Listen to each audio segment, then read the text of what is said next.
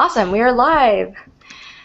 Welcome to the Sensor Journalism series. This is our last Sunday that we're doing this month, so thanks for sticking with us so far. This series is an informal hangout that's co-hosted by Alex Fink of the Open Knowledge Cast, OKCast, and myself, Lily Bui. So each weekend in March, we explore different aspects of sensor-enabled journalism by bringing together speakers who have worked with sensors and storytelling in some capacity to discuss some key issues around this field. So all of these sessions will be archived and made available on censorjournalism.okcast.org. And at the end of this series, we hope to have built a compendium of information about sensor journalism that's co-created by the people who are collaboratively working in this space. We want to say a big thank you to our media partners, the Earth Journalism Network and UC Berkeley's Citrus Center, for helping us promote these events throughout the month.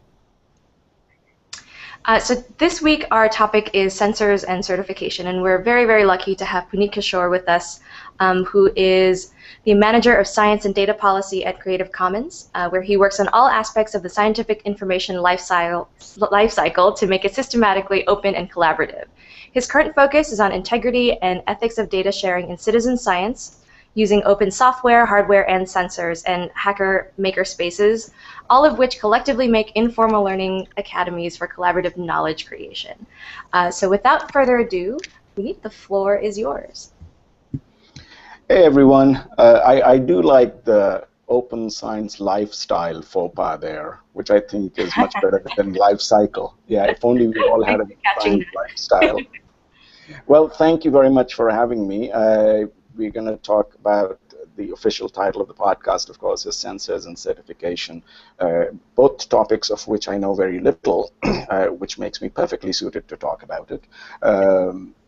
And we'll also then basically kind of segue into the issues around integrity and ethics of data sharing, something that I care a lot about, and increasingly more since I'm getting more and more interested in citizen science, where both a lot of humans are involved in collecting data, as well as data about a lot of humans can be collected, and so these issues become really important.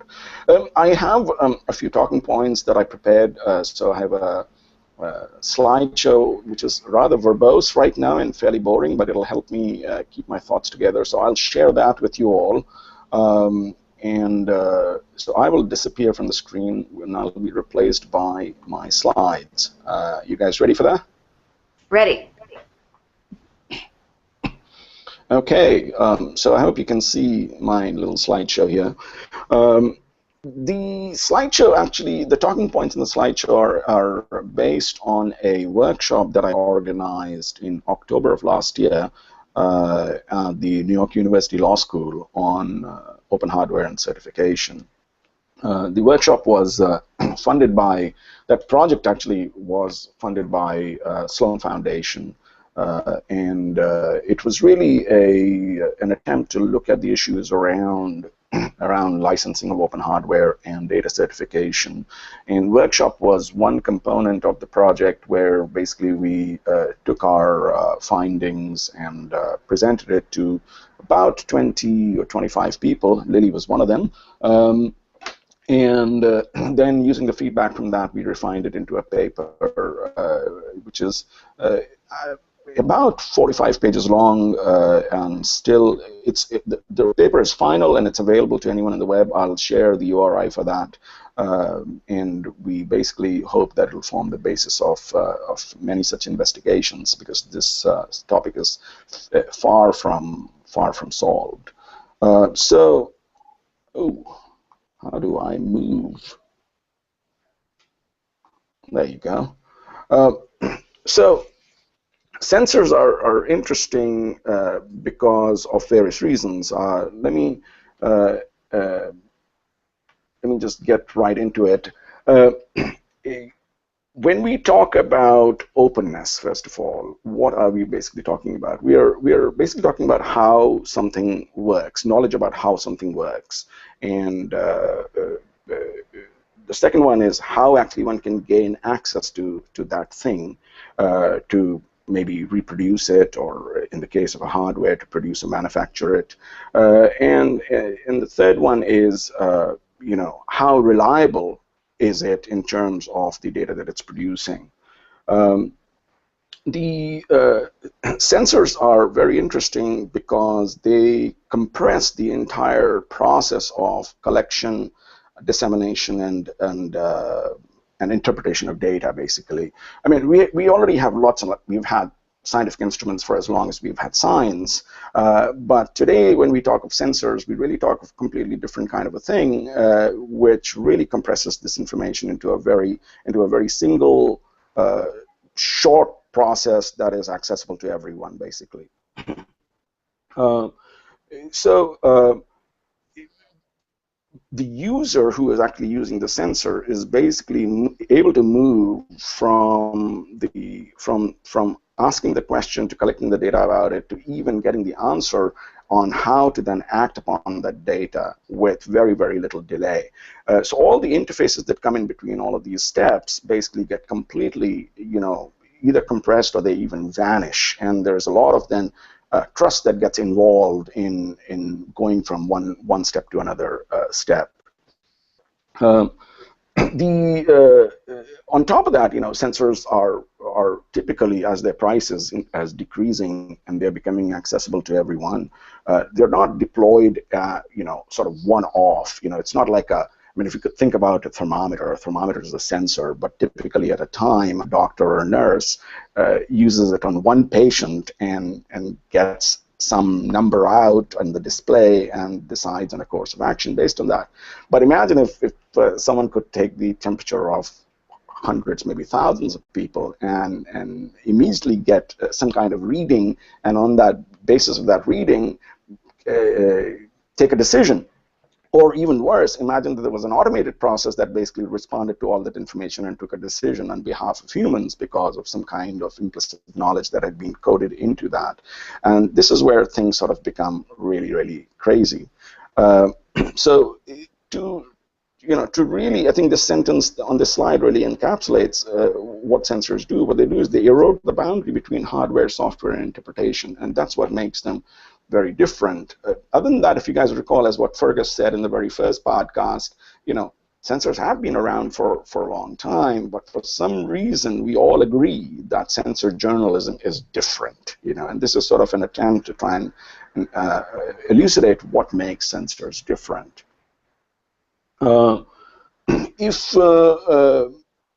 If you use the knowledge that is implicit in the rules that are governing the sensors and their input of data. So, like for example, take color sensors. Color sensors don't directly measure color. They actually measure different kinds of frequencies, and then they interpret color based on that. We, for example, know that if these sensors, and it's one thing these sensors are used in a camera that you're using for, personal fun or even profession. It's another thing if these sensors are being used, for example, in self-driving cars. The kind of conditions, the weather conditions that might be out there are, have infinite variations, and it's just very, very difficult to program every conceivable condition in it to make sure that the self-driving car will work under all conditions. So it's one thing for these artifacts to limit the application of sensors in things that don't, where imprecision doesn't matter as much. But in other cases where public health or safety could be involved, it can have very grave consequences. This notion of limitations of self-driving cars, a company like Google, which is working actively and publicly on this, they have acknowledged this kind of limitation, and they have confessed that it's, these cars are still, a lot of work needs to be done before they actually enter into production. And even then, it's really not known whether they will be usable all over the world. Maybe they'll be usable only in certain kinds of environment. I can imagine it's one thing running a self-driving car in Mountain View. I can guarantee you that trying to run a self-driving car in New Delhi is not going to work. It's just not going to work, because that is just crazy out there, the way people drive and the environment is there. Now, the problem is that not all sensor manufacturers may be as forthcoming as Google is. So we don't really know what kind of processes are happening inside a sensor on the basis of which we are making these kind of decisions. So what we really need to then think about is we have to rethink what open really means, because the whole sort of conventional notion of open is that let anyone do anything without any restrictions. But for sensors, maybe we need to embrace certain frameworks that may be antithetical to the conventional notion of open, because they may require restrictions and regulations and certifications, and even perhaps self-restrictions and self-regulations and self-certifications. Basically, this is the main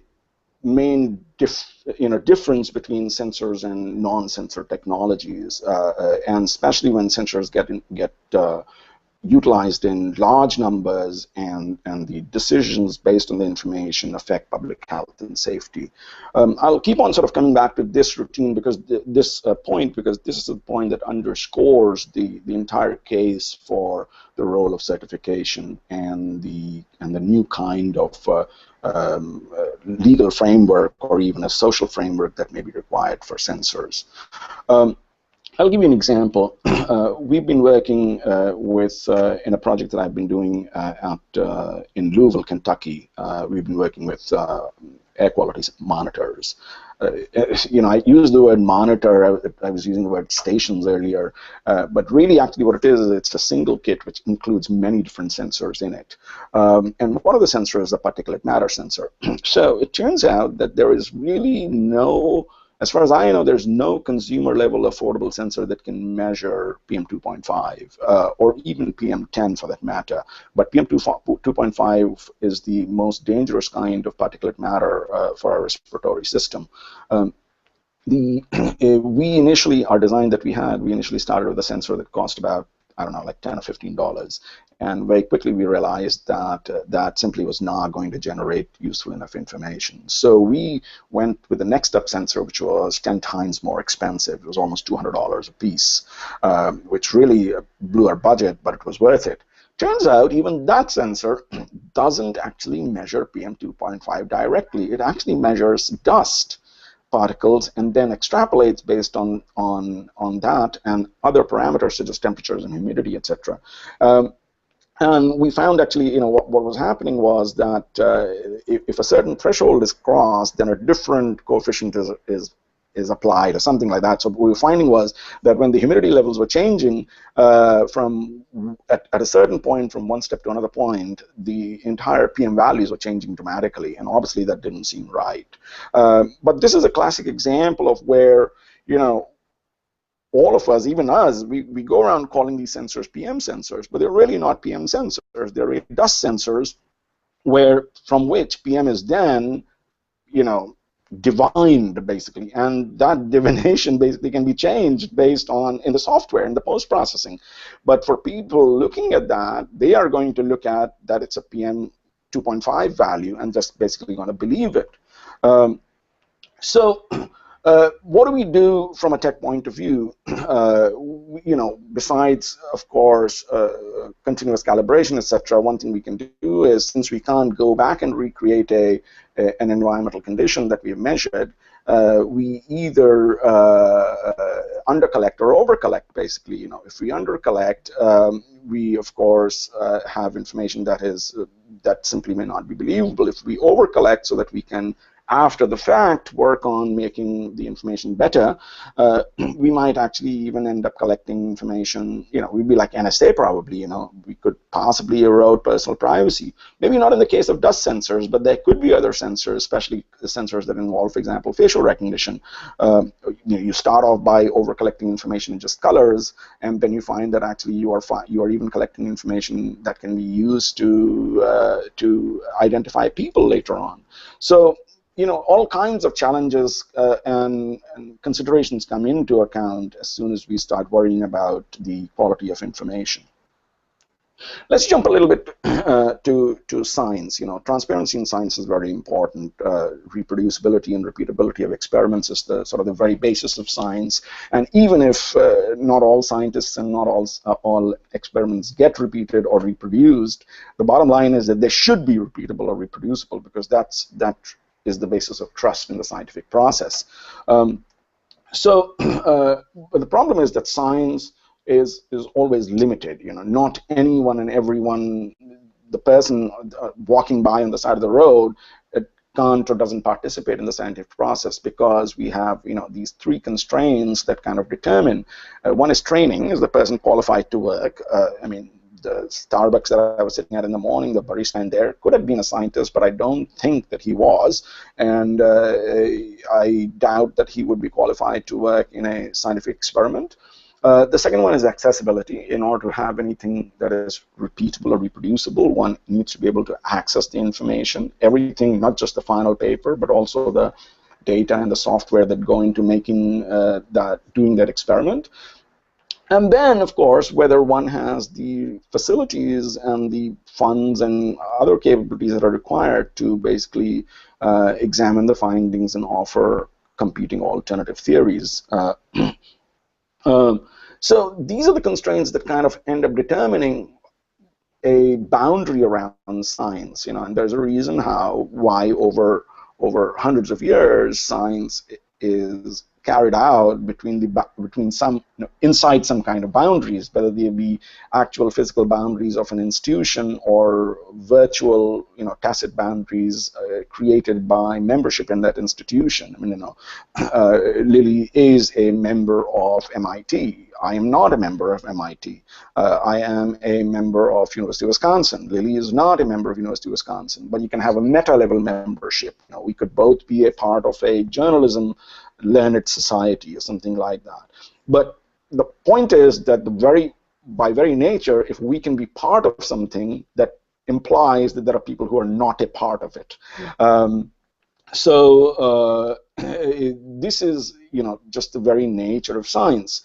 And this very nature kind of like falls apart, or at least crumbles very rapidly when we start talking about citizen science, because the whole notion is that anyone should be available to participate in the process and even the creation of the product of science. So any complex scientific process, particularly involving measurements, which almost all scientific process involves, has many different parts. You have certain standards, and you have accuracy of the actual instruments that you're utilizing to measure against those standards. You have a methodology, some kind of training that is required to operate those instruments, and some kind of certification and maintenance of the facility in which you might operate those instruments, because you would be otherwise worried about contamination from other sources. And then a process of peer review so that others can look at it and say whether it was done properly or not done properly. Again, you come back to sensors and you find that, boom, all of these things have been merged into a tiny device that you can buy for less than the cost of, a consumer level computer. I mean, anything from $10 to $1,000, you can buy a sensor and go all the way from zero to interpretation in the blink of an eye. Collect the data, interpret the data, disseminate data, interpret the data, and even make a decision based on that data. Any algorithmic decision making can result in a lot of issues. While it can simplify a lot of issues, but it can also basically net into it a lot of innocent or wrong, false positives, basically. The bottom line is that, well, not the bottom line, but the another issue, of course, happens is that when we talk of sensors, what are we talking about? Are we talking about a single device? Or are we talking about the interplay of many different devices? For example, our air quality monitors that we have deployed in Louisville have actually, I think, about 5 different sensors inside it. There's temperature, humidity, particulate matter, carbon monoxide, and all of these things are being collected inside one housing body, which, of course, the nature of that design itself can change the way the way and the levels of the information that we are collecting. And then it's being pumped out, being further processed in software, and then being used to drive something, whether it's education at the very least and decision making at the very most. the thing is that we don't have access to the knowledge that the OEMs of the sensor makers had. We bought these sensors, and we basically depend upon the documentation that they provide to basically create and fine-tune our devices. So, and transfer of this knowledge is very expensive. So here's one of the things that we found, for example, was that the OEMs spend as much as 2/3 of the total cost of sensor manufacturing on actually sensor testing. This kind of information is very difficult for them to transfer to the end user. Now, the other issue is that we need to measure anything. We need a standard to measure it against, and that standard, where it exists, calibration can be easy. But in a lot of things, these standards don't exist. I mean, take Fitbit, for example. Is a stride actually 2.5 feet? Maybe my stride is 2.5 feet when I'm not drunk, but maybe it's very different when I've had 3 beers, or when I'm tired. Maybe the measurements of the distance that I walk doesn't matter when I'm just using Fitbit for my own decision making, but they perhaps do matter when I'm using thousands of such inputs to try and determine some kind of decision that might affect everyone else.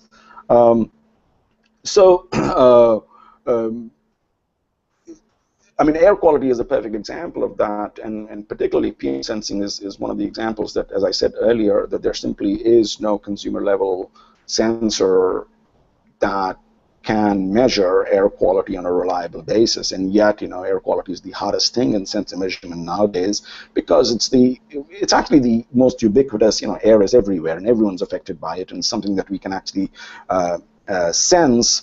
Without getting into the weeds about personal privacy and things like that. You can install a sensor at the corner of happy and healthy, as Walgreens likes to say, and basically measure something without of course, if the measurements also started identifying the people who were standing next to the sensor when the sensor was measuring, then we would get into the issues of personal privacy. But that's not happening right now.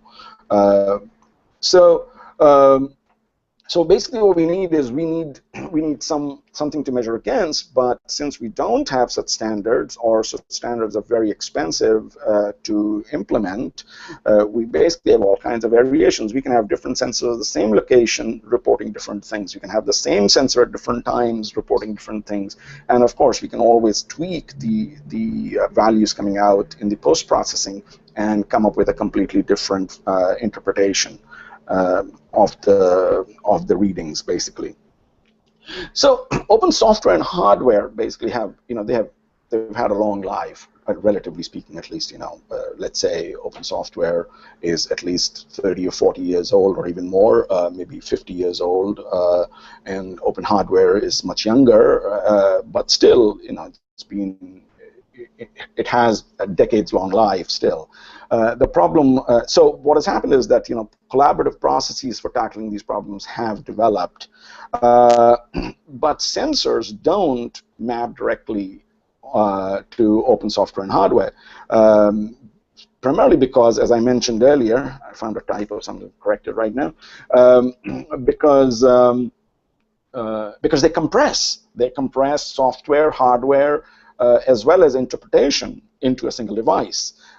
So we believe that we need some different kinds of legal frameworks outside a single sort of copyright or patent-based framework within which we need to consider the issues of design and data integrity.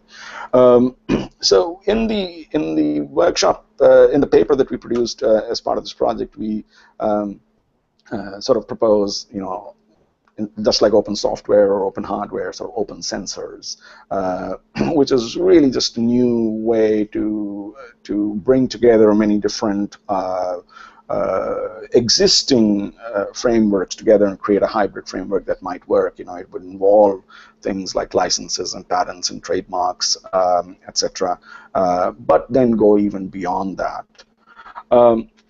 So very briefly, let's just look at the role of intellectual property in all of this. Intellectual property, which is seen as sort of the scourge of everything open because it restricts people from doing what they want to do, actually also is the very basis of open. The very fact that we have licenses, whether we have Creative Commons licenses or the GNU General Public License or the various open hardware licenses such as Taper or CERN license or the SolRPad license, they exist on the existing framework of some kind of IP law, some kind of law. Without that law, the licenses wouldn't exist because these laws give us certain rights, and then these licenses allow us to license these rights away, basically.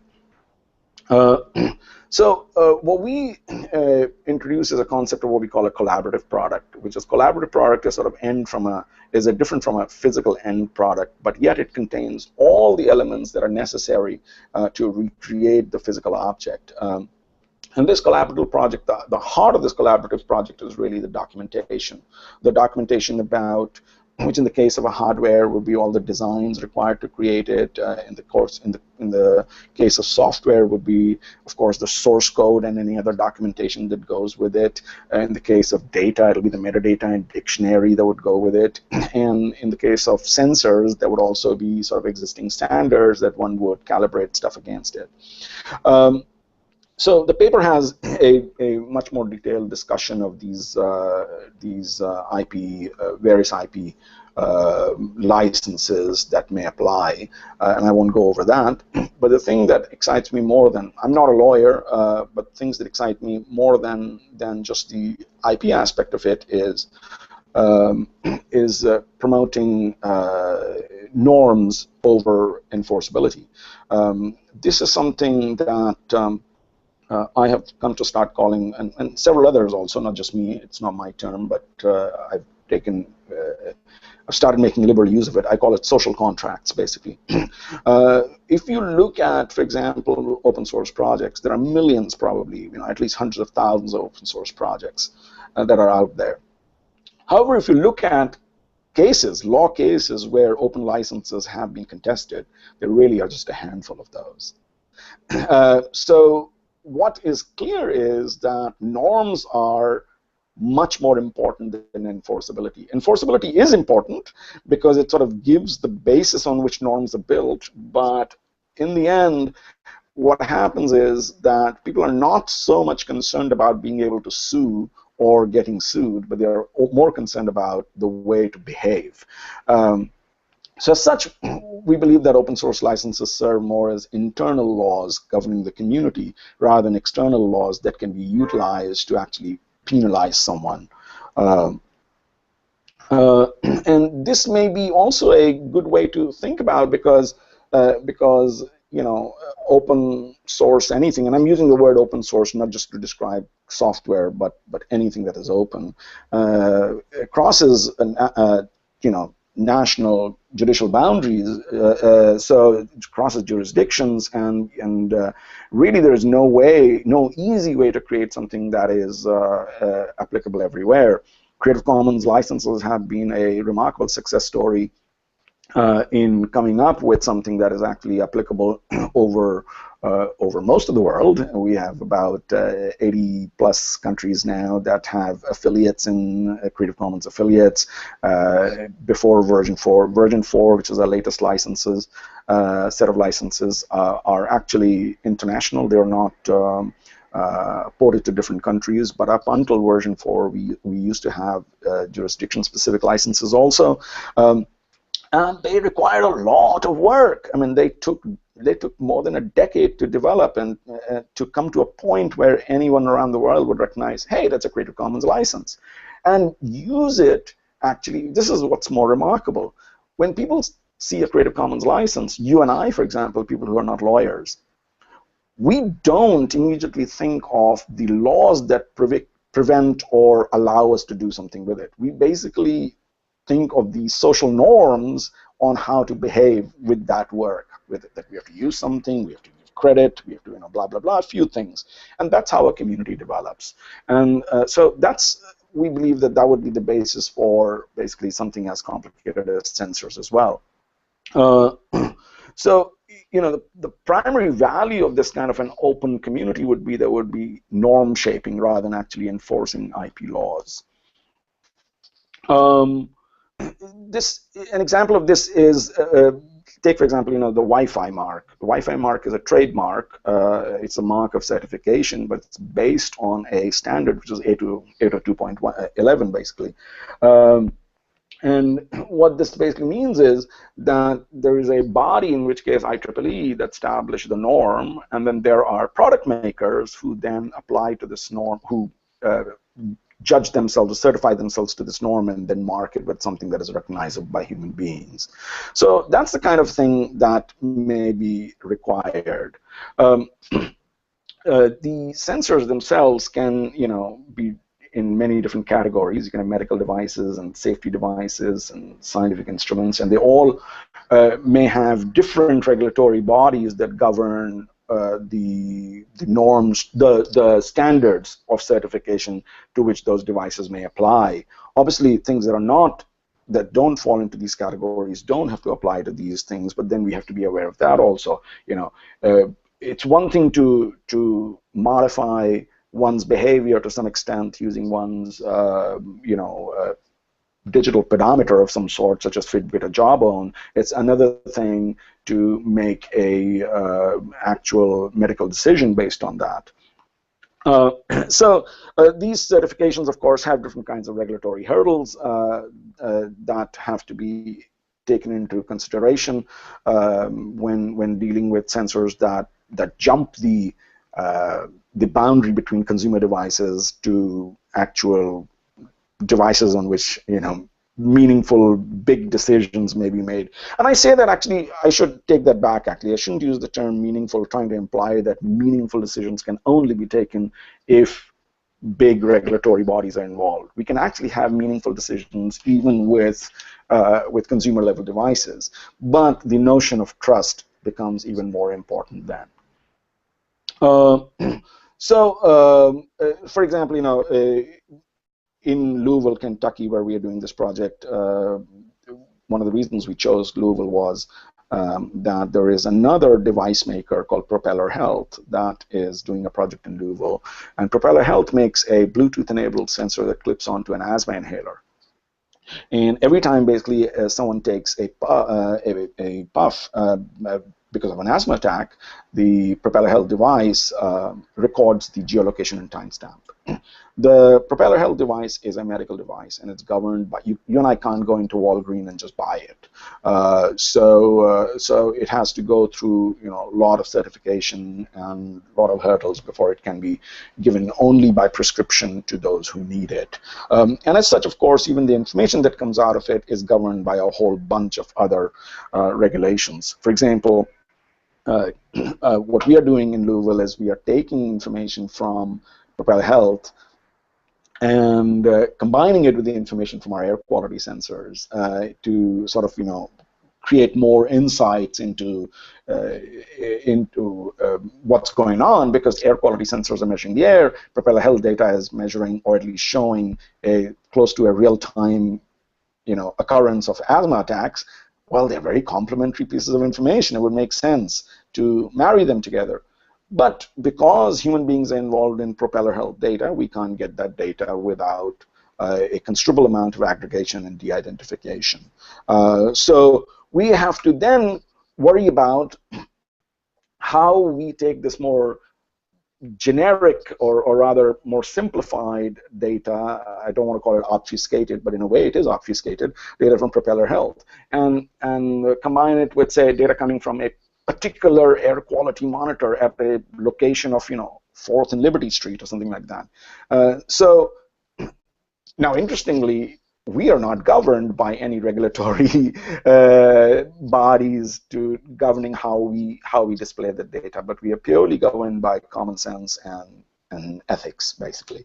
To not give people a notion that may be scaremongering or both under or over reporting.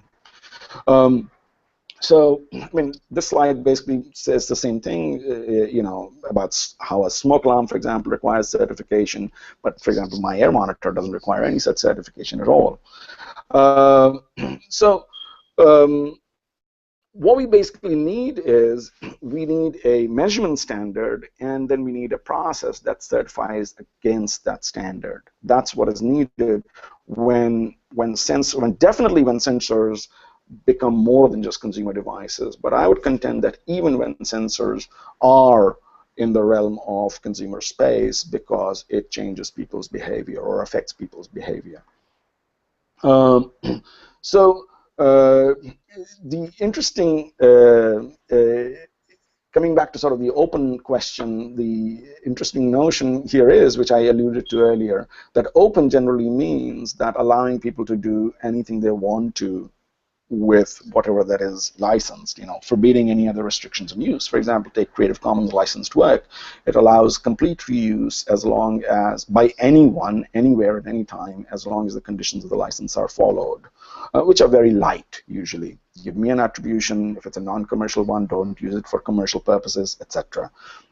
But that kind of a thing may not apply in the world of sensors, for which may end up basically be a part of processes that create claims that may be legally and scientifically verifiable. So we need some kind of a new framework where we have a community with a vested interest in a particular sensing method. We need to agree upon certain measurements and standards, basically specifications and metrics. We need to agree upon a way to certify against such standards and have some kind of organization that preferably is community managed, to some way of basically bringing these two, the standard and the certification, together. There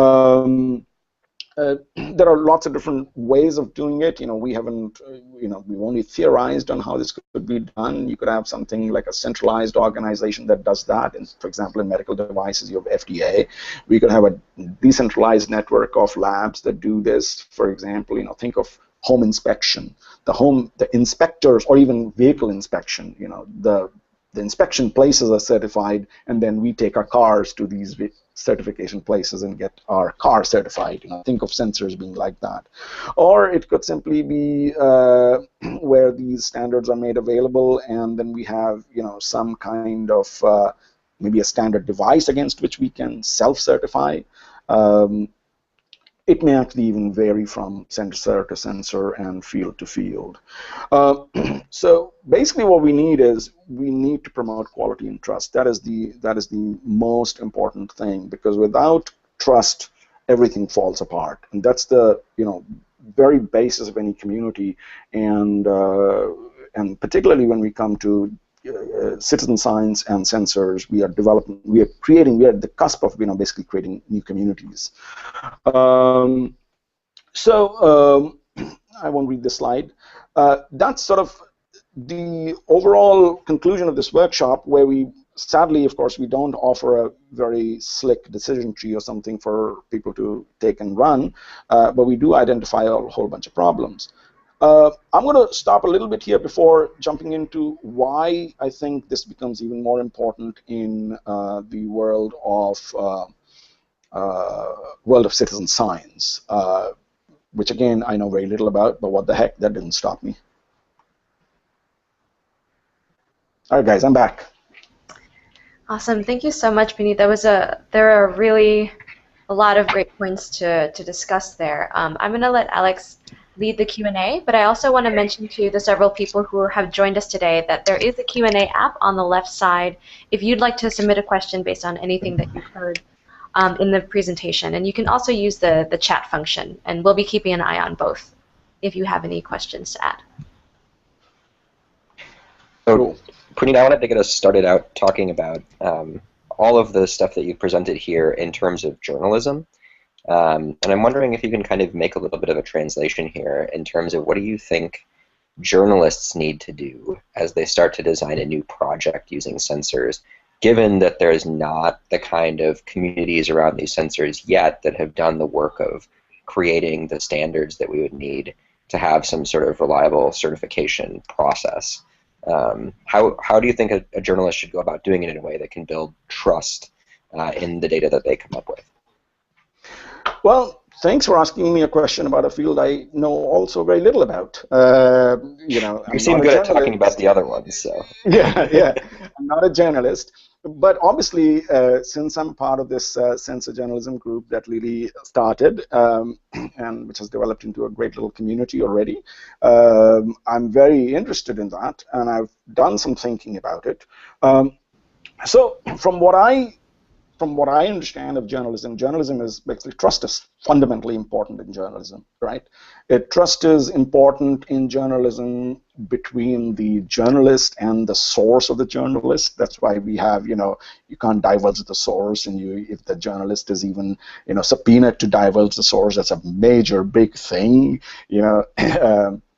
and at the same time, the journalist can't just make stuff up, so just to hide behind saying, sources we know, well, that doesn't cut it. At least somebody has to know that the sources I know actually exist, so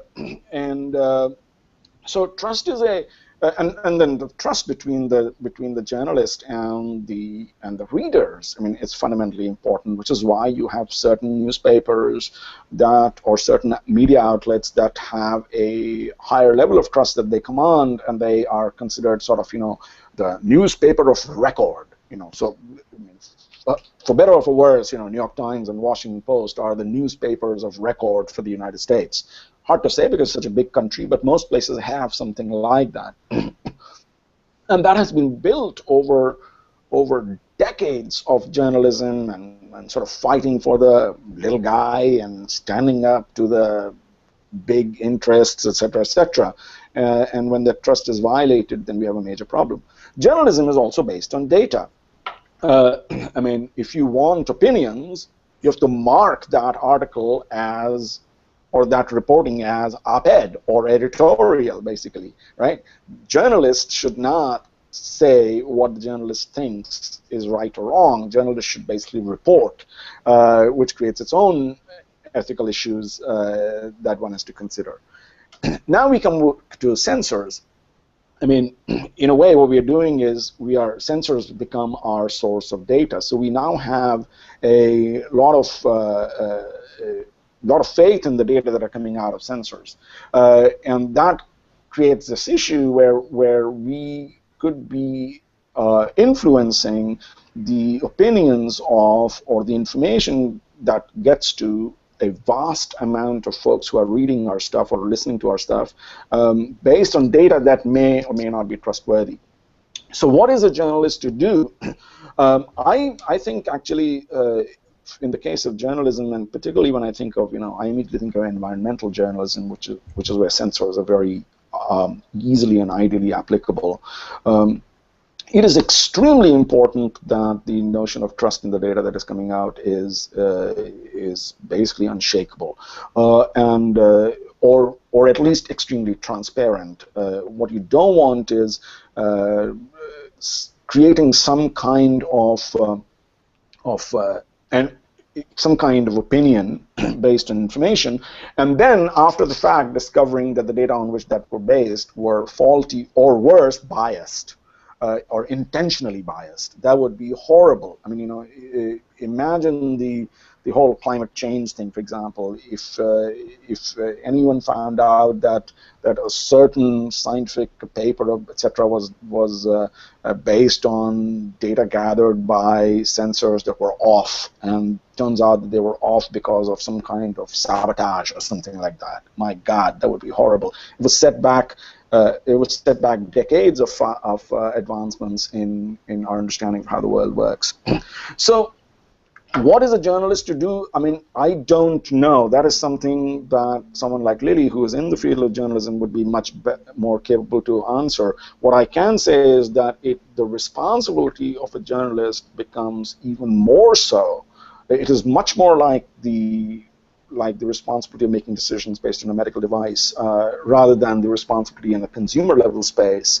So while I can get the output of journalism at a consumer space, on a website, publicly accessible website, or at a newspaper I can buy at the corner stand, the stuff that is written there has to be 100% trustworthy and has to be, utmost effort has to be taken to ensure that that trust is maintained, along with some kind of transparency. It is okay to come back and say that stuff was wrong, but I mean, that is, after all, science. Science always, is only as true as the most recent revelation, the most recent diagnosis, or what people have understood, and then someone comes and says, no, that was wrong. We have other data. But that transparency has to be there. Yeah, I wanted to quickly respond to that. I think an interesting related question to ask might be not to focus too much on the fact that journalism is its own discipline, but the fact that in today's landscape, non-experts can collaborate with experts. And I use those terms very, those are impacted words, but just people with technical backgrounds and technical training who are familiar with hardware, so to speak, can collaborate with people who do not. And in this case, it could be journalists or citizen scientists. So I think you did a very nice job of laying out the fact that trust and quality are just instrumental in dealing with sensors and certification. But I wonder, and this might be a redundant question, but like where do you see in the pipeline the potential for trust and quality to break down? I know you've listed some cases, but I wonder maybe you could talk about your own work, like where people tend to not think data are reliable, or where the questions start coming up, like, well, how do we know this is accurate? At what point in the pipeline does that usually happen? I think those might be interesting to identify. Yeah, while that would be interesting to identify, what is actually more important is that that we tend to, as human beings, we tend to believe any semblance of authority. And that authority is conveyed through maybe a degree or maybe an association, an affiliation with something. So the bigger danger actually is not that we might start disbelieving data, but the bigger danger is that we might actually start believing data that might be suspect. I mean, there's a very I've been working in the area of spatial information for more than 2 decades now. There's a classic book called How to Lie with Maps. The idea being that as soon as you map something, it acquires a certain notion of authority that people believe and don't question necessarily. So it really is the responsibility of that, of course, lies in the party that is authoritative, or at least seems authoritative. This becomes particularly important when you're involved in citizen science projects, because you are maybe you're an expert. Imagine typical citizen science projects get started, and I'm saying typical, get started by some kind of authoritative expert who decides to recruit citizens and as scientists. I'm waiting for the day when a citizen science project basically just comes to rise from bottom up, and that which is not far away, and maybe it's already happening, but generally citizen science projects start because somebody says, I've got this project, I've got this idea, and I want to involve a lot of people, either people as my remote sensors, basically people where I'm basically involving just their, ocular capabilities to go and find data and bring it back to me, or maybe even involving their brains to help me analyze the data, or at least determine some aspects of the data, and then I will write up more findings, etc., much more involved findings later on.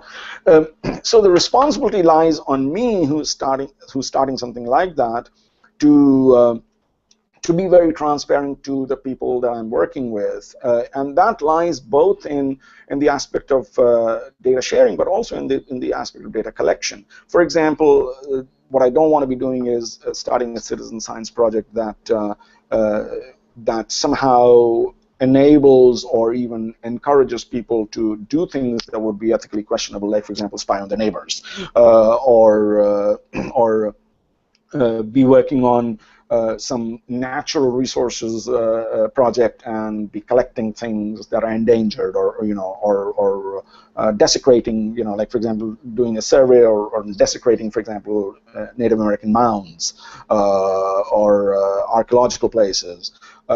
So there are ethical issues that get involved in there. Or if human beings are sources of data. So, for example, if there's a citizen science project where I'm somehow collecting information from a vast number of people, such as now possible through, the recently announced Apple's Research Kit, and which is really going to take the mass data collection through phones in the realm of medical studies, basically. And so the responsibility really lies on the more authoritative party on this to ensure that the data will always be, no matter how much precautions you take, somebody will look at it and come to their own conclusion. But you have to do as much as possible to ensure that that conclusion rests upon, bunch of disclaimers or take whatever precaution necessary so that people don't just jump to making their own conclusions or don't act in a way that could be ethically questionable. So I think the danger lies not in the trust breaking down, but in trust being generated in data, and therefore it becomes, as the old Onion headline says, with great suit comes great responsibility. And as scientists, with access to all these devices that can compress data collection all the way to making decisions based on it into a very, very short process, we have a great suit, and we have to be greatly responsible now. Sorry, I don't think I answered specifically your question, but really that is the way I think we have to go about it. Yeah. Yeah, I think that's really complicated. I think that speaks to if we're thinking about a couple of sessions ago, we had a webinar about education and censor journalism, and talking about how do we educate new journalists coming into the field about how to work with censors. And I think the piece that you just mentioned really fits well with that too, that's part of what they need to pay attention to, is how are people going to perceive this, and how do we make sure they perceive it as best as we can. I wanted to follow up on something a little bit earlier that you talked about, which is that the folks who are producing these really precise sensors that are not open are creating, putting a great deal of money into developing very, very solid sensors. And I'm curious if deconstructing and decompiling kind of products like graphics cards has been something that folks have been doing for a long time in the open source community in order to build versions that work with Linux. Do you know if there's similar projects going on with commercial OEM sensors that people are trying to figure out the construction of and rebuild, or is that just a totally different ballgame? I don't know personally, but I have absolute faith that it is going on. I mean, that's a danger of or the blessing of human curiosity. We see something we see a black box, and the first thing we want to do is open it. We're like cats in that sense, right? And that's what makes us really fun beings. What the hell's the point of living without curiosity? But at the same time, curiosity does things, right? Look at what it did to the cat. And so, at least in science, the few examples that come to my mind, it seems that scientists don't really deconstruct these things that much. They just believe in. I mean, that's the role of experts. Getting expertise in something is expensive, and it takes a lot of time. So that difficulty in getting expertise also imbues that expertise with a certain level of trust. So when I go to a doctor, I know that the doctor is hopefully not a fly-by-night operator, who just hung up a shingle saying, I'm going to cure your, disease or whatever. I know that the doctor went through a massive amount of training, etc., and I go and trust that person. So, for example, a bunch of my friends are geologists, and they work with many different kinds of sensors. And one of the sensors they work with is a seismometer.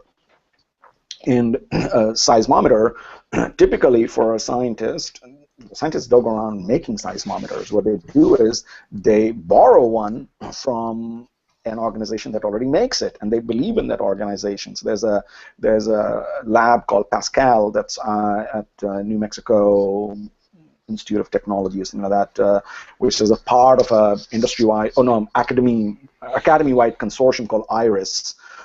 And they make seismometers. These devices, which are about the size of a paint bucket, cost about $25,000, and they are calibrated in very, very controlled environments using a very, very complicated process. So when a scientist decides to go and do a seismology study, she just goes and rents one or borrows one from Pascal, or several from Pascal,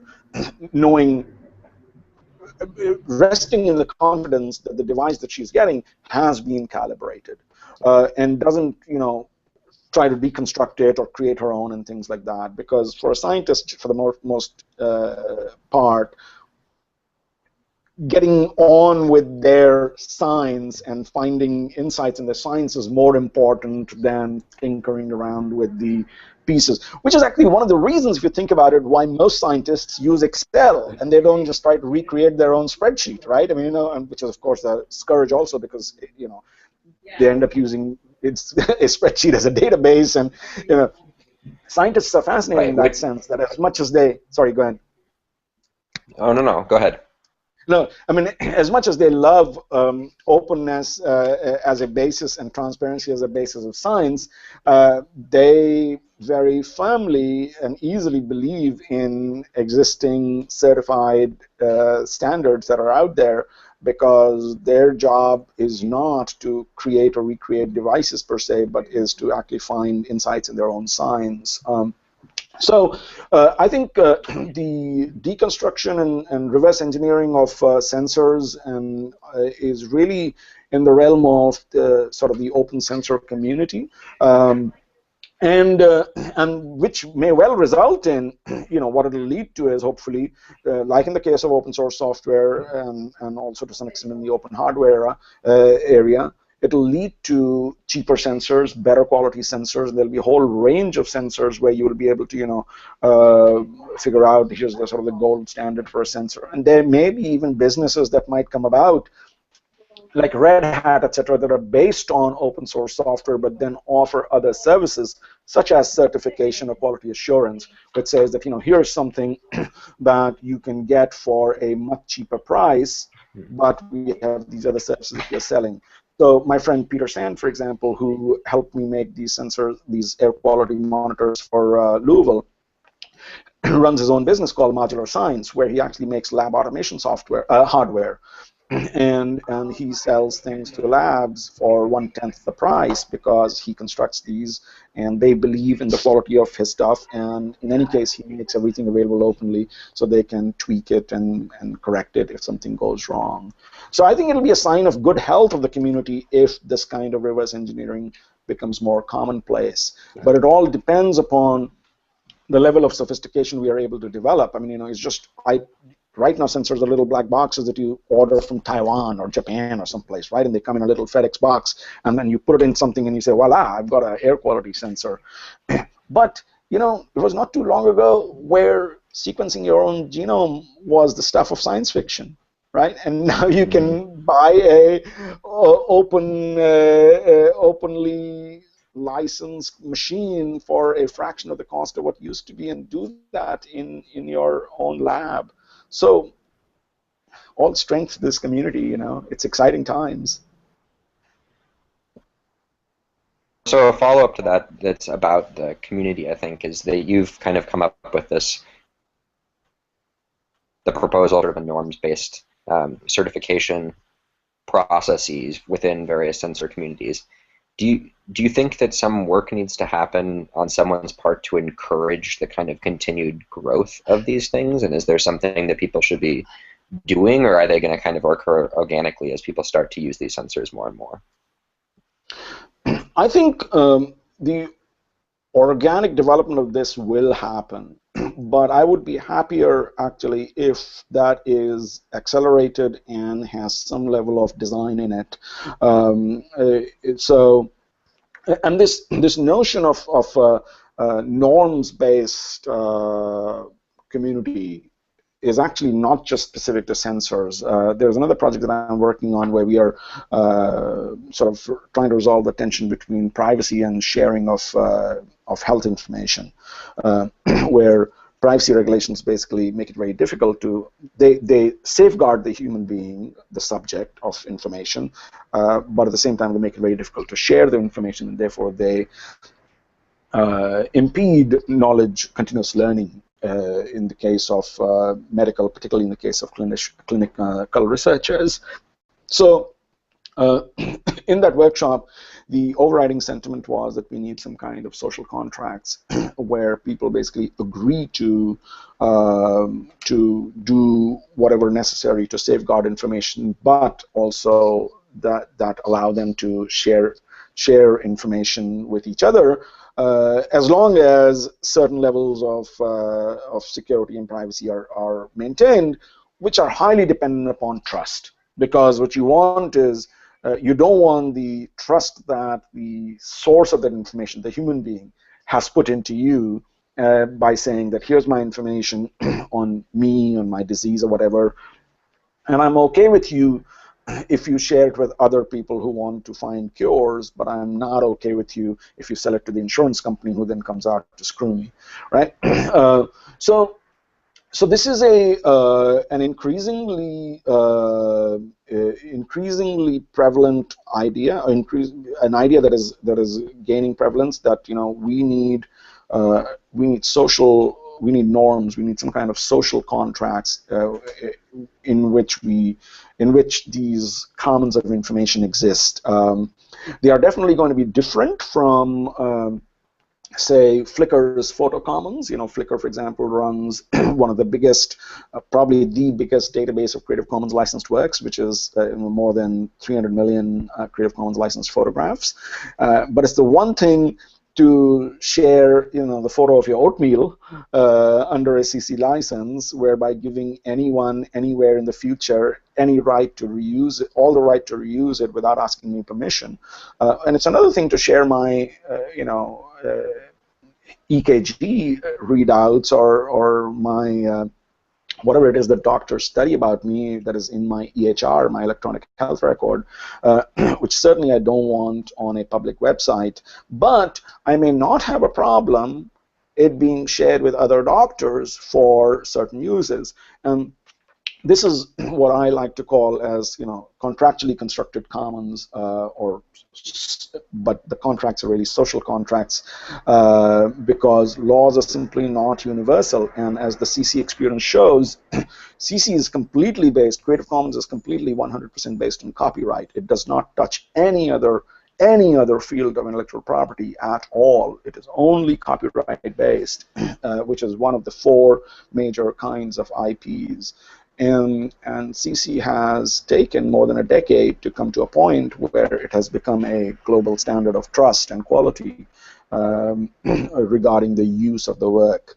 And in my personal view, actually, that has been CC's innovation, not the license themselves, but the community that it has engendered. Can we do something like that for sensors by design so that it doesn't take 2026 for something like that for us to achieve that, that level of trust? I think since by design our goals will be restricted in the sense of not unlimited use, but what I call allowing some people to reuse some of my information for some purposes, it might be notionally easier to create something like that. I don't know exactly how to go about it right now. I think it would require some experimentation, probably starting with specific communities, maybe say, for example, particulate matter. Use that as a domain and work with like-minded people in creating the standards and processes of certification, making it easier for people to do it, and develop some kind of a human recognizable mark that invokes that kind of trust, much like, say, the Wi-Fi symbol does, which is actually based on a standard underneath.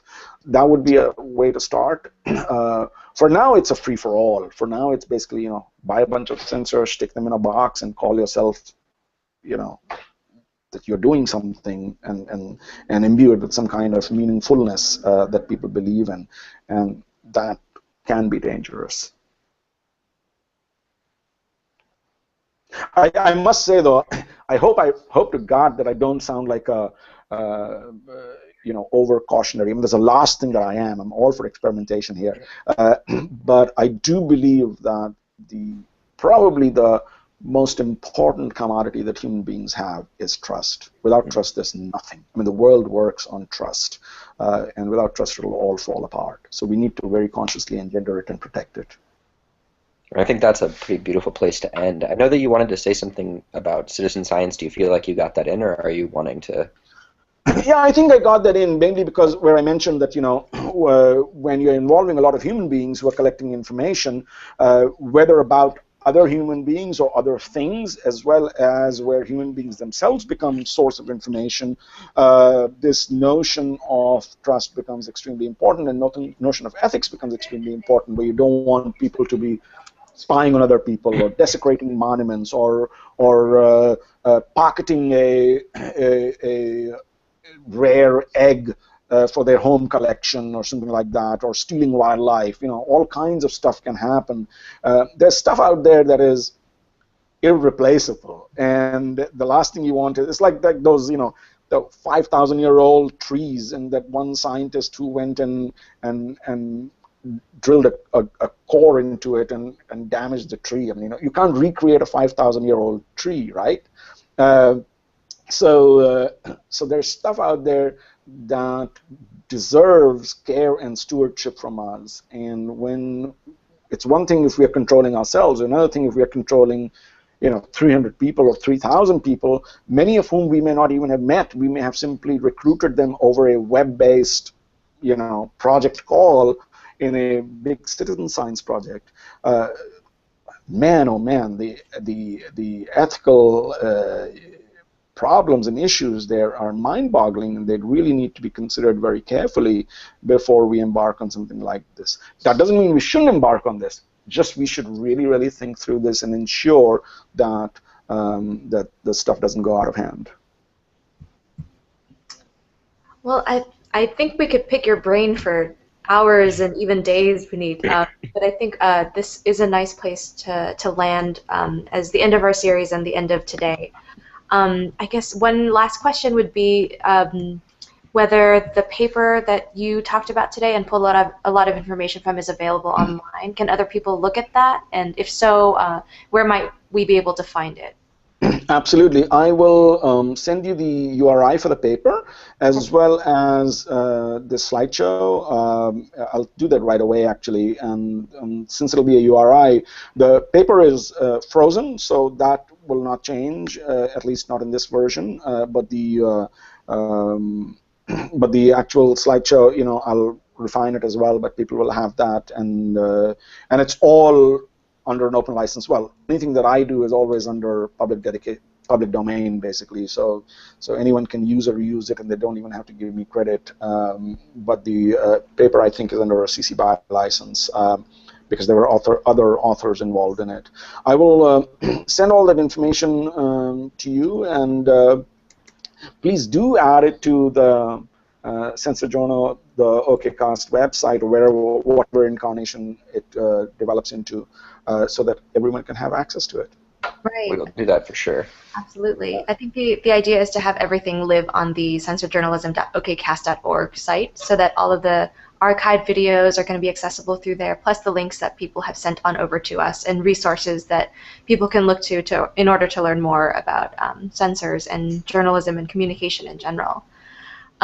So thank you so much for joining us today, Puneet. I know that you'll continue to be in touch with us, and thank you again for everyone who has joined us this far. I think one of the more amazing things to have watched is to see the community around sensors and journalism grow. And so this is a very collaborative process. I mean, trust starts from the bottom up and then outward. And it's been great to be in this together, having these conversations together this month and before that, and then far beyond this point in time. So stay in touch, everyone. It's been great to have you be part of this, and it's not over yet. There's much more work to be done. Thanks, Lily. Thank you so much, and we'll see you in the email stream and online. Bye. Bye. Bye-bye.